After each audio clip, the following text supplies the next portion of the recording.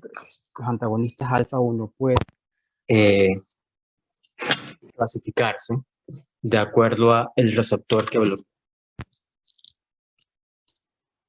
Pueden ser antagonistas selectivos, solamente bloquean a un tipo de receptor, o sea, alfa, o puede ser alfa 1, o puede ser alfa 2. Y los no selectivos que bloquean a ambos, a alfa 1 y alfa 2. Aquí estamos viendo a los no selectivos, que está la fenoxibenzamina y la fentolamina. Les decía que, no sé si eso me lo escucharon, que la fenoxibenzamina, su unión a su receptor es irreversible. Ellos se unen y lo bloquean de forma irreversible. No se vuelven a separar más. Y la fentolamina, pues se unen y se separan. Su unión es competitiva. Entonces, produce un antagonismo competitivo y el otro produce un antagonismo irreversible. Entonces, ¿qué importancia tiene esto? Tiene mucha importancia. Porque si yo estoy usando en un paciente fenoxibenzamina, eso quiere decir que para que se vuelva a producir el efecto del agonismo sobre los receptores alfa 1, se necesitan sintetizar nuevos receptores alfa 1, porque ya de donde está unido la fenoxibenzamina, ya ellos están bloqueados para siempre, por toda la vida de ese receptor. Tienen que sintetizarse nuevos receptores. Entonces, los que son, en cambio, con la fentolamina, si aumenta la densidad de agonista alfa 1, pues simplemente esto va a provocar que desplace a la fentolamina al receptor y ocupe entonces el receptor, porque recuerden que están compitiendo. El antagonismo es competitivo. Entonces, los que tienen selectividad alfa 1 son el prazosin, trazocin, doxazocina, tansulosina, urapidilo. Son probablemente los más conocidos. Estos medicamentos selectivos alfa 1 habitualmente se usan para pacientes con hipertensión arterial, como medicamentos de tercera o cuarta línea, o para pacientes que tienen una hipertrofia prostática benigna en los que el esfínter urinario está contraído y lo que yo quiero es bloquear al receptor alfa 1 del esfínter para que se dilate y de esa forma permitir que el paciente pueda orinar mejor. Y los selectivos alfa 2, que aquí está la yoimbina, que recuerden que los alfa 2 son receptores presinápticos. Y si yo los bloqueo, pues simplemente, si yo los bloqueo a los alfa 2, lo que yo estoy haciendo es evitar que se evite la disminución de la transmisión adrenérgica. Dicho de otra forma, aumentar la transmisión adrenérgica. Eso es lo que yo haría, lo que yo estaría haciendo, agregando un medicamento bloqueador de los receptores alfa 2. Si yo evito que se evite, pues yo estoy provocando la acción, ¿cierto? Vamos. Entonces, eso es lo que vamos a ver hoy, lo que vamos a concentrarnos el día de hoy.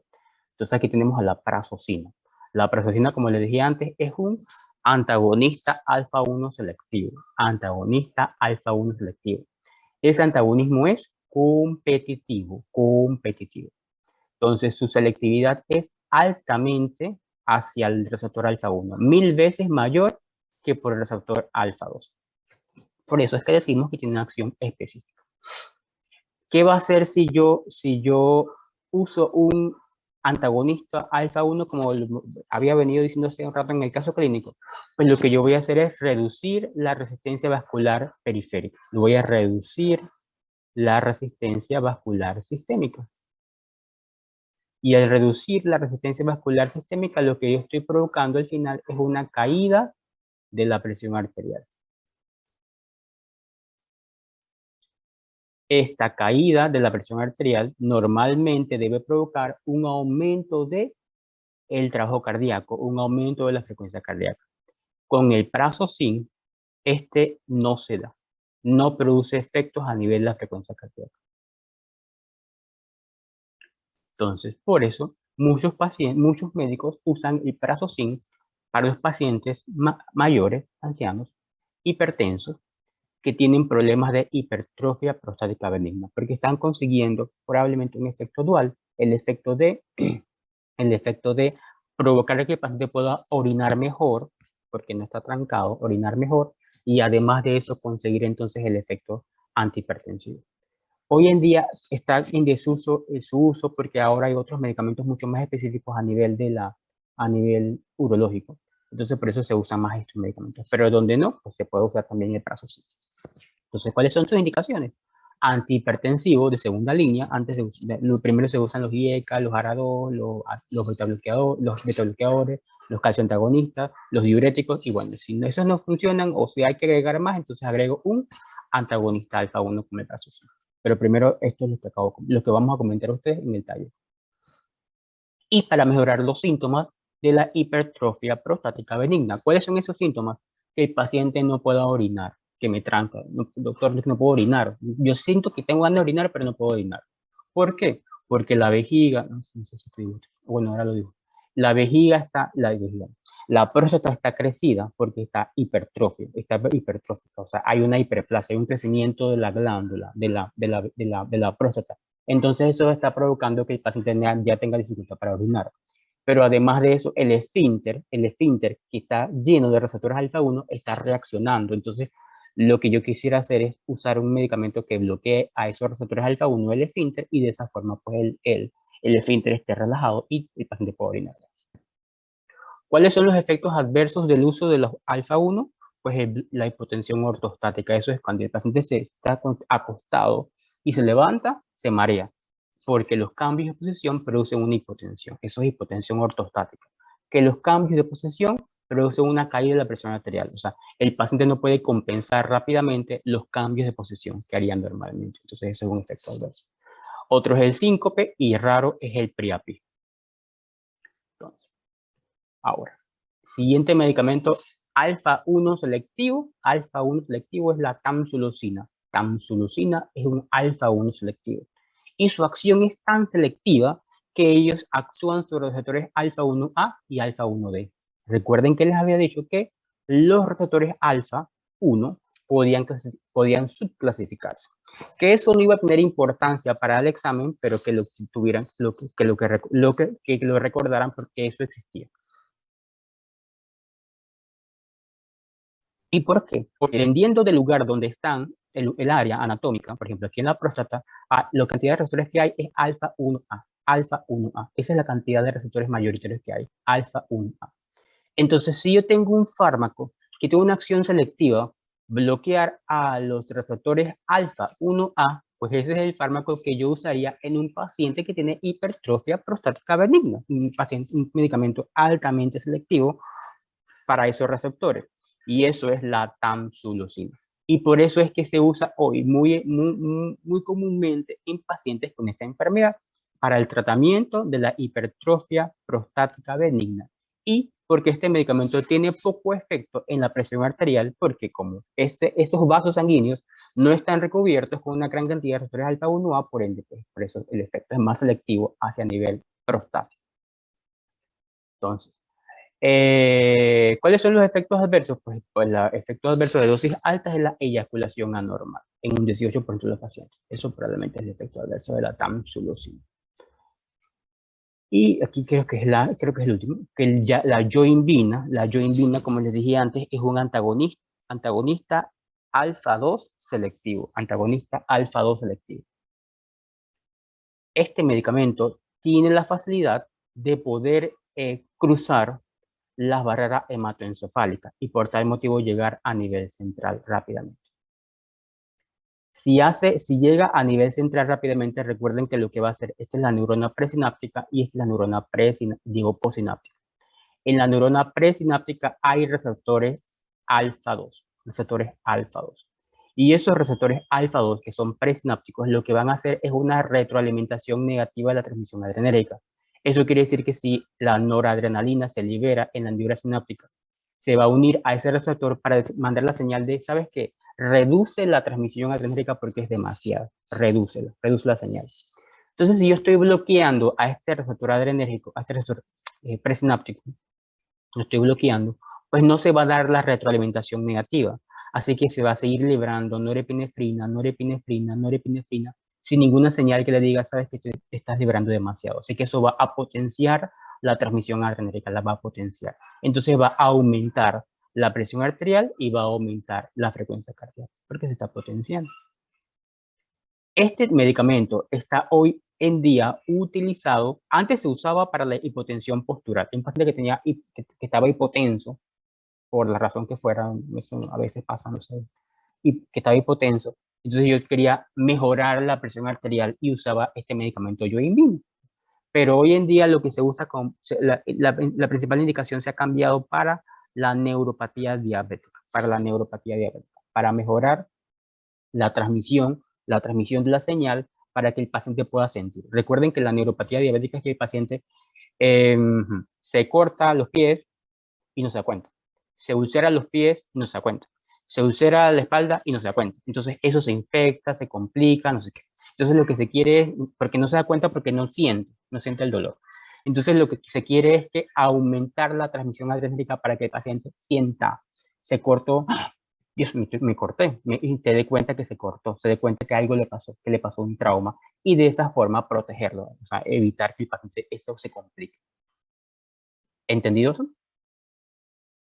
Mejorando la transmisión adrenérgica. Eso es lo que ese es el objetivo para el cual ahora se usa más. La verdad es que yo no he visto mucho acerca del uso de la yohimbina, pero yo asumo que en lugares con médicos que traten en eso, me imagino que eso es el medicamento que usan. Yo desconozco. Este es el mecanismo farmacodinámico que está descrito y lo que está escrito en el libro. Hay medicamentos que yo no uso y que yo no conozco. Entonces, y también antes se usaba, recuerdo, esto sí lo recuerdo, que antes me lo vendían, ¿no? Me lo hacían, me iban los visitadores médicos para que yo lo recetara para el uso de la disfunción eréctil. Porque lo que querían era también provocar esta cosa de la vasodilatación renal, la vasodilatación peniana, y de esa forma provocar la erección. Pero con el advenimiento de los inhibidores de la fosfodiesterasa 5, del sildenafil, pues simplemente este medicamento quedó en desuso, porque tampoco era tan eficiente para provocar esta vasodilatación y mejorar la erección. Entonces, cuando llegaron los inhibidores de fosfodiesterasa 5, pues simplemente ya todo lo que existía antes desapareció, ya simplemente fueron en desuso. Efectos adversos del uso de la yohimbina, pues hipertensión arterial sistémica, alucinaciones, convulsiones y falla renal. Me imagino que esas son las razones por las cuales hoy en día está en desuso, porque los efectos adversos son de verdad que bastante graves. Entonces, si tengo otras opciones terapéuticas, pues yo las empleo. Okay. La fenoxibenzamina, como les dije antes, es un antagonista alfa no selectivo, y que su unión es irreversible. O sea, ellos tienen una unión covalente sobre sus receptores, y lo que se une en forma covalente a su receptor, esa es una unión fuerte, una unión difícil de romper, porque están compartiendo electrones, la sustancia y el receptor están compartiendo electrones. Entonces esa ya unión es muy complicada de romper. Entonces eso hace la fenoxibenzamina sobre sus receptores alfa 1 y alfa 2. Entonces, para que se sintetice, para que se dé nuevo el efecto, se requiere sintetizar nuevos receptores para que se dé el efecto ahora del agonismo alfa 1. ¿Para qué yo quisiera usar fenoxibenzamina? La fenoxibenzamina tiene una indicación muy precisa para este tipo de pacientes que tienen feocromocitoma. El feocromocitoma es un tumor de la médula suprarrenal que está produciendo adrenalina en exceso, la está produciendo en exceso. Y si se produce adrenalina en una forma descontrolada, pues los receptores alfa y beta están siendo sobreestimulados y están produciendo efectos adversos: hipertensión, taquicardia, efectos cerebrales, efectos cardíacos, de isquemia, o sea, están produciendo muchos efectos adversos. Entonces lo que yo quisiera hacer es tratar de controlar la presión arterial usando un medicamento que se une a los receptores alfa 1 y lo bloqueen durante toda la vida de este receptor, para que de esa forma yo tratar de bajar la presión arterial y evitar que el paciente, en lugar de tener 200 sobre 100, tenga 180 sobre 90, o sea, bajar la presión. Y esa bajada es significativa porque recuerden que la hipertensión produce daño a órganos blancos. La hipertensión produce daño en el riñón, produce daño en el hígado, produce daño en el cerebro y produce daño en el corazón. Entonces lo que yo quiero es tratar de bajar la presión arterial para que no se dañe a largo plazo estos órganos, porque una vez dañado no hay reparación, ya no hay hacia atrás. O sea, yo tengo que evitar que ese daño ocurra, porque una vez que esto se dañe, ya no puedo echar hacia atrás, yo no puedo echar hacia atrás. Efectos adversos, pues evidentemente hipotensión postural, puedo provocar hipotensión postural de efecto contrario, miosis, congestión nasal, pérdida de la eyaculación y excitabilidad vulvar. O sea, todos los efectos que podría provocar al bloquear alfa 1 es lo que yo voy a encontrar. Si yo bloqueo alfa 1, voy a tener congestión nasal, porque justamente, como le dije antes, un paciente que tiene rinorrea, o sea, secreción nasal, está resfriado, tiene secreción nasal. Yo como médico uso un agonista alfa 1 para provocar la vasoconstricción de esos vasos y simplemente evitar la congestión nasal. Entonces ya respira mejor, ya no tiene rinorrea, porque estoy usando un agonista alfa 1. Y si yo los bloqueo, voy a tener congestión. Y así, la eyaculación va a tener que ver con la contracción de los vasos, digo, la contracción de contracción. Entonces, de esa forma, si yo produzco el bloqueo de receptores alfa 1, pues simplemente el paciente no va a poder eyacular. Y la fentolamina, como les dije antes, es un antagonista alfa no selectivo, pero competitivo. El antagonismo es competitivo. Un bloqueo competitivo alfa no selectivo. ¿Qué voy a hacer con eso? Reducir la resistencia vascular sistémica al bloquear alfa 1 y aumentar el gasto cardíaco al bloquear alfa 2. ¿Por qué voy a aumentar el gasto cardíaco? Pues yo me imagino que ya ustedes lo saben con todo lo que les he dicho. Esta es la última diapositiva. Que ustedes ya lo saben con todo lo que les he dicho, pero lo voy a volver a explicar para ver si, por favor, esto, porque solo esto preguntar al examen y si no está claro, pues simplemente se complica. Los receptores alfa 2 normalmente se encuentran a nivel presináptico. Esta es la neurona presináptica, Esto que está aquí es la hendidura sináptica. Aquí se encuentran los receptores alfa 2. ¿Cuál es su principal función? Su principal función es la de provocar una retroalimentación negativa. O sea, voy a usar esta analogía. De repente yo soy la central de buses, y me llama la señora Jacqueline. Doctor, no está pasando buses por donde yo vivo. Y yo mando muchos buses. Eso sería una retroalimentación positiva, que yo simplemente, es la señal para que yo mande más buses. Pero ahora viene Annie, la señora Annie, y me llama, donde yo vivo pasan muchos buses, demasiados buses, mucho ruido. Y entonces yo lo que voy a hacer es mandar menos buses. Annie está provocando retroalimentación negativa. Annie es alfa 2. Ani es el receptor adrenérgico alfa 2, que me está provocando que yo reduzca la cantidad de esta noradrenalina en la hendidura sináptica para que simplemente de esa forma se reduzca la transmisión adrenérgica. ¿Sí me expliqué? Entonces, eso es lo que está haciendo alfa 2. Si yo uso agonistas alfa 2, agonistas, o sea, son fármacos que se unen a su receptor alfa 2 porque tienen, como Charles, pues,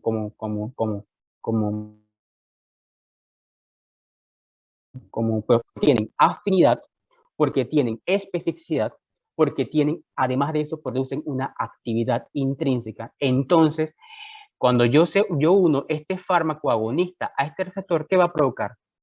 ¿Qué va a provocar? Que aumente la cantidad de transmisión o que se reduzca. Agonista, alfa 2. Si yo soy ANI y yo produzco muchas ANI, mucha gente que me llame, es que hay demasiados buses, entonces lo voy a hacer, ¿sabe qué? No más buses. ¿Qué va a provocar con la transmisión? ¿Jóvenes? La reduce, profe. La reduce.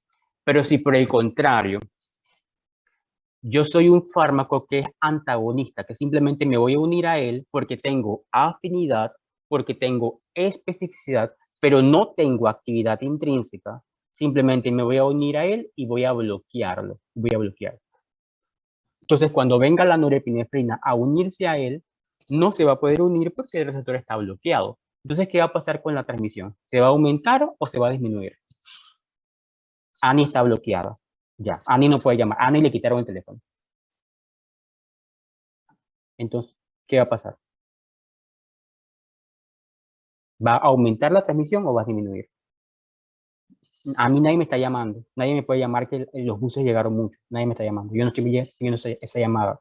Y como no estoy recibiendo, pues simplemente yo mando la misma cantidad que mandaba siempre.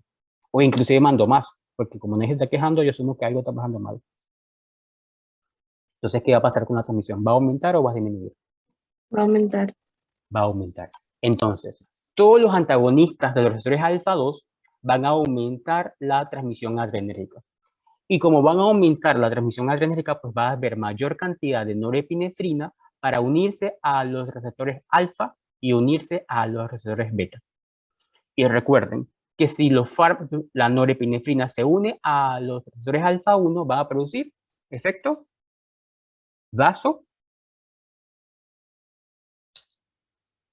vasopresor, ¿verdad? Me voy a poner a llorar. Sí, profe, sí. Efecto vasopresor. Profe, creo que va un Entonces, poquito rápido. sí, yo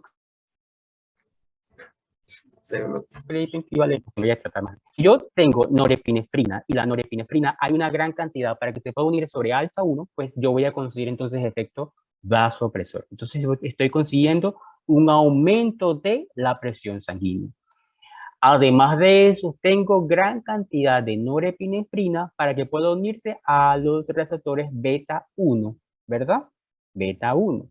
Y si yo aumento, yo tengo gran cantidad de norepinefrina para unirse a los receptores beta 1, yo voy a conseguir efecto ino, ino, Inotrópico. inotrópico positivo o negativo.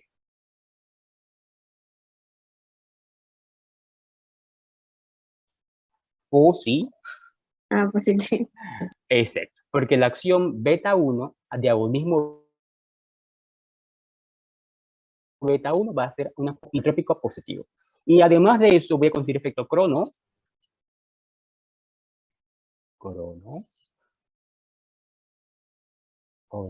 Tópico positivo. Excelente, cronotrópico positivo, porque la acción beta 1 consigue efecto cronotrópico positivo. Entonces yo estoy aumentando el gasto cardíaco. ¿Cierto? Esas son las preguntas del examen. No que ustedes sepan que las alfa 1 es vasopresor, eso lo sabe todo el mundo, sino que qué pasaría si yo aumentara el efecto de la resistencia vascular sistémica. ¿Qué pasaría? ¿Sí? ¿Todo claro, joven? Bien. Jacqueline la veo frustrada, preocupada, decepcionada. A la que puedo ver. Si yo sigo viendo, estoy seguro que voy a ver más Jacqueline, más caras de Jacqueline. A ver aquí, Nelsie ya me dejó de hablar, Eliezer ya está así como que, ya por favor. Entonces Hilary tiene esta misma cara de preocupación de siempre, la cara que tiene Hilary. Hilary siempre tiene la misma cara de preocupación, toda la vida, no ha cambiado. Entonces, ¿cómo los ayudo? ¿Qué hago? Dígame, ya terminé la clase de simpático, mimético y simpático. ¿Cómo los ayudo? ¿Joven? Cuénteme. Para empezar, parasimpático. Ahora vamos a empezar parasimpático. Pero quiero saber cómo yo los puedo ayudar. ¿Ideas? Primero, profe, puede ir un poquito más lento. Es que va muy rápido y es mucha información que hay que procesar. Ok. Intentaré en la próxima más lento. No sé cómo puedo hacer eso, porque yo hablo rápido, pero vamos a ver. ¿Qué más?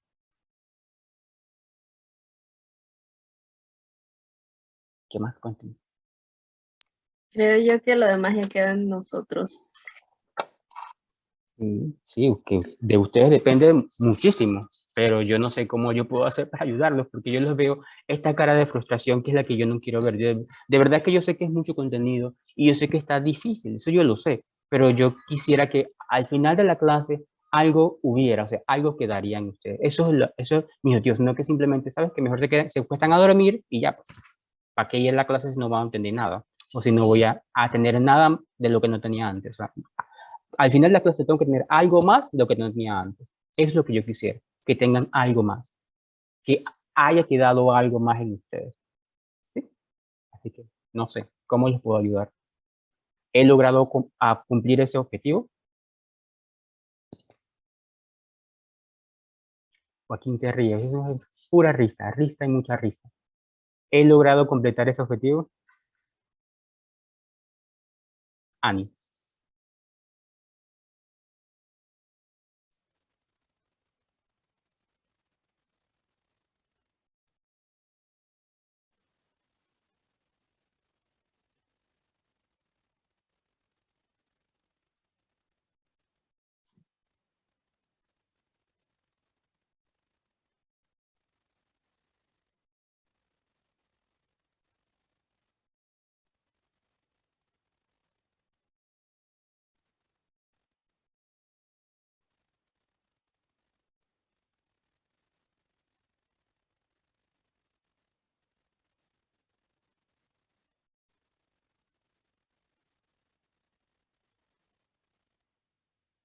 Ok, sé que es bastante información. Hilary, cuéntame, ¿por qué estás tan triste? Eh, hoy me va a ver muy distraída, profe, es que tengo problemas acá personales, entonces. Ah, pero eso Sí. yo pensé que Pero era no por, es que no es que no le yo entienda, pensé sí, que, sí le yo pensé que era entiendo. por farmacología, No, estás siempre triste. no, sí le entiendo, pero sí tengo que repasar otro poco más porque después se me olvida y me enredo solita. Entonces, ya por eso le decía que quedaba en mí, ¿no? Porque no es problema usted, sino que es problema mío. Y es problema mío cuando salen mal es problema mío, grave, un grave problema mío. Katrina, cuéntame. Sí, Katrina, yo veo tu cara, tu expresión. No, profe, no es por usted, ya es acá No, algo. No, o sea, sí le estoy prestando atención y estoy tomando apuntes de todo lo demás, pero no crean que yo siento que es por mí si yo no le estoy haciendo nada malo, sino que quiero saber cómo les puedo ayudar mejor. O sea, por Dios, yo no le estoy haciendo nada malo. Yo no me siento que le estoy haciendo nada malo, pero ¿cómo les puedo ayudar mejor? Ya me dijeron que hablar más lento. Me voy a esforzar porque cuando me emociono, la cosa es que ya empiezo, pero voy a esforzarme. Ya, yo creo que hoy terminamos simpáticos, digo, terminamos autónomos, pero vamos a ver. Eh, Daniel, cuéntame.